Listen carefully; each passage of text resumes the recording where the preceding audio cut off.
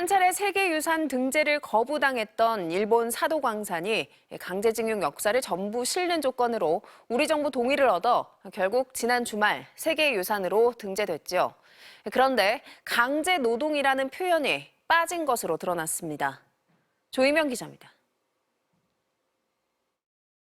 일본 정부가 약속한 한국인 노동자 관련 전시는 사도광산에서 2km 떨어진 곳에 따로 마련됐습니다.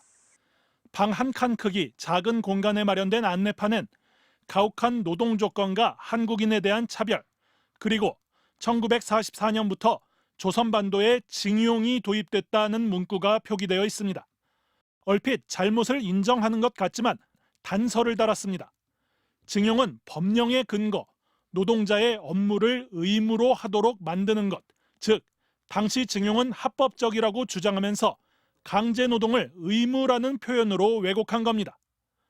지난 2015년 군함도 등재 당시 일본 정부는 강제노동을 인정했지만 이번엔 강제노동을 삭제해 과거보다 퇴보했다는 비판이 나옵니다.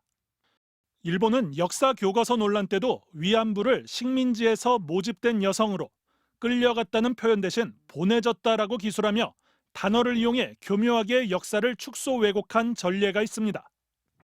그런데도 우리 정부는 협상 과정에서 일본에게 강제동원을 명시하라는 요구조차 하지 않아 논란이 커졌습니다.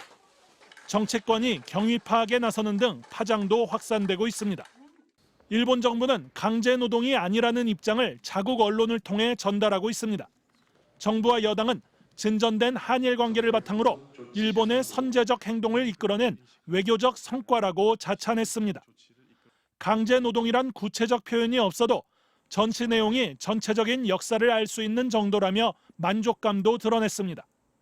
하지만 일본 언론들조차 애초 일본 측이 역사와 진지하게 마주했다면 이렇게까지 사태가 복잡해지지는 않았을 것이라며 일본 정부를 비판하고 있습니다. MBC 뉴스 조희명입니다.